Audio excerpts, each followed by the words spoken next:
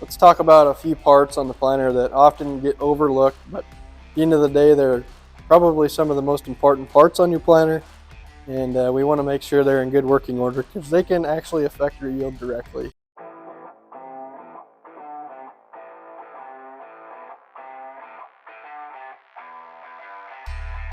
Hey everybody, my name is Cole Olson. I'm a precision tech specialist here at Farmers Mutual Hail.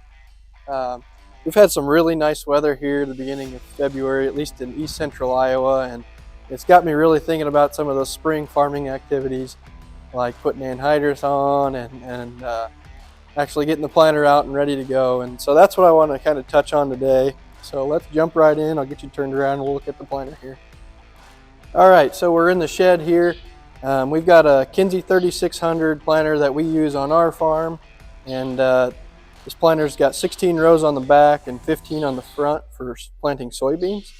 And here after harvest this year, we actually went in and we replaced quite a few components on this planter. We've got it all decked out with ag leader stuff. We've got sure drives on it to drive the meters, so those are electric motors that actually drive the meters. And we've actually got hydraulic downforce on the meters as well. But honestly, none of that really matters if we don't have disc openers that are in good shape and that are adjusted properly. If our scrapers are shot, that can cause problems as well. And we've actually got a brand new seed tube guard up underneath of here. You can't see it, but we'll talk about it in just a minute. That seed tube guard, or frog as we call it here on the farm, it actually protects that seed tube from any rocks or stuff getting in there. And it also protects the seed tube from the actual disc opener getting in and cutting into that seed tube. So I do have one of our old scrapers here just to compare.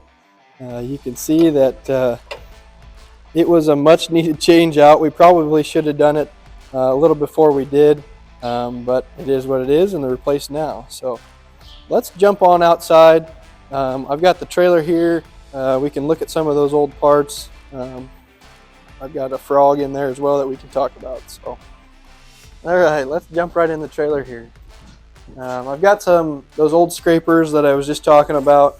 It's a good thing we replaced those guys. They are way past needing replaced. You can see that there's supposed to be a pretty good lip on them, and it's completely gone. So, I've also got a brand new disc opener here. Just want to show you guys how I measure them. Just take the disc opener all the way off. That's the easiest way to do it. Take your tape measure. You can use those rivets to make sure you're straight across there. You can see this one's actually at 15 inches. It's a brand new disc opener.